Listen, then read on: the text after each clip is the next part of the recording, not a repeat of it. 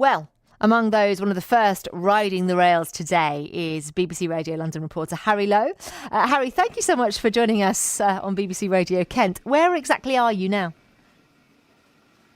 Good morning. I'm on platform 1, where there is a train heading down into deepest, darkest Kent. Oh. It's bound for Rainham. It's going to call at Dartford and Stone Crossing and Greenhithe, Higham, those kind of places. But on the other side of the platform is the brand new purple Elizabeth line, which opened today to great fanfare. There's actually quite a lot of passengers who've just come onto the platform from Kent. I'm hoping I might be able to grab one of them.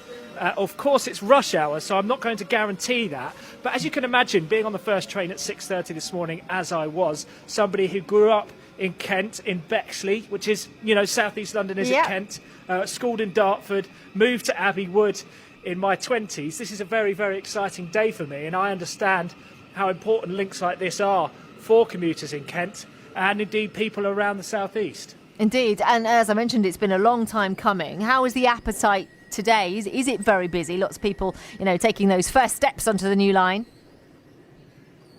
You wouldn't believe how busy it was this morning. It was pouring with rain. It was 6 a.m. and they were snaked around the block. The queues were, I think there was at least 100 people queuing to get inside the station to be on the first westbound service to Paddington. And I suppose part of the reason for that is that they've waited so long. It's 3.5 years late. As you've mentioned, it's $4 billion at least over budget. But the journey times are a game changer. To get to Paddington would take you the best part of an hour. From here, you'd take a southeastern train, you may take a Thameslink train and change to get to Charing Cross. Then you would board a Bakerloo line train.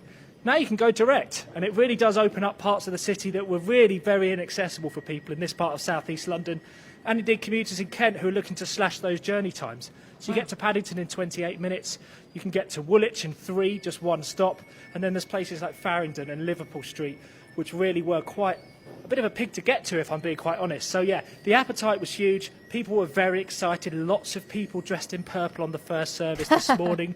Lots of people. I saw some purple hair, large purple fingers. Yeah, lots of keen beans, as you can imagine. Lots of railway enthusiasts, but not just railway enthusiasts. I spoke to Catherine.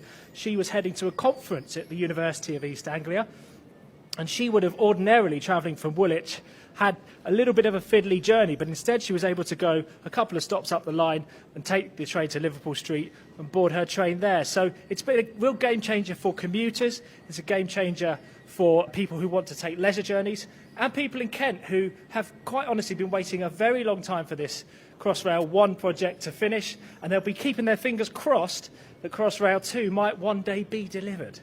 Indeed, indeed. I'm not going to hold my breath. These things take a long time. Are you dressed in purple today, No. Harry?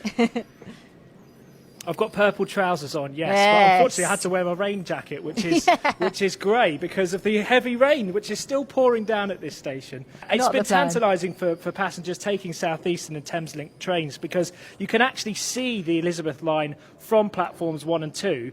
The Elizabeth line trains operate from platforms 3 and 4, but they're separated by a large wooden fence. And I have to say, I've been watching the trial running when I've been boarding these trains for the last best part of a year. And the speed at which the Elizabeth line trains go, they slope right behind the southeastern trains and they overtake them very quickly. They dip underground after Plumstead and go through Woolwich and into the centre of London. I should say that this line is not fully complete. It's not fully open in a sense. It's 3 separate railways operating. So you have this section from Abbey Wood, which runs to Paddington. Then you have trains running from Liverpool Street to Shenfield, and then Paddington trains which run to Reading and Heathrow Airport.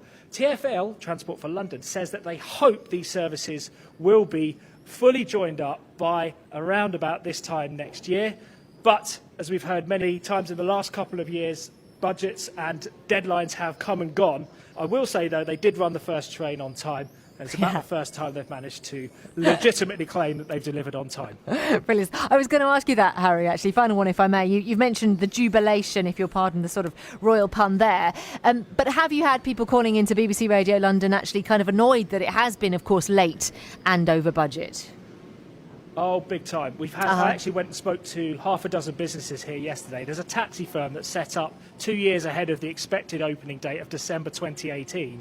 He set up his business specifically because he thought passengers terminating here would need a taxi, an onward journey perhaps to some of those places in North Kent that maybe wouldn't be so accessible by train, and it never happened. There's Lola, who runs Yummy Cakes, which is just outside the train station. She has been waiting for this station to open because, as it stands, until today, the station entrance for the Elizabeth line was closed, so no passengers. It's quite a big station here at Abbey Wood. I'm looking along now. There's a large entrance at the front which opens out onto the main flyover, and that's where every passenger's had to come in and out since the station was reopened in 2017 after a rebuild.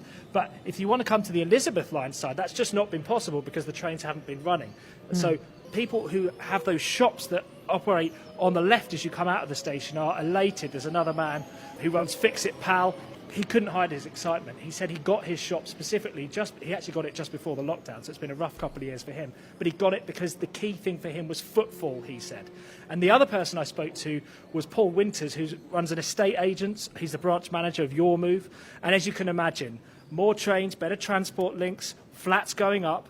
You can imagine what that's done to property prices here. It's really pushed them up. It's pushed rental rates up. He says, though, it is still one of the few remaining affordable parts of London to live. So if you were thinking of moving closer to the big smoke, this might not be a bad option for you. That's your shout, indeed. Well, listen, Harry, thank you for bringing us all the very latest. Enjoy your day. Thanks, Dodge Anna. the showers if you can, and I'm very jealous of your purple trousers. All right, take care. Thank you. We'll speak to you soon. That's Harry Lowe then, who is on the Crossrail today, the Elizabeth line, to give it its proper name. I wonder if you're tempted to go into London just so that you can wear purple and ride that line.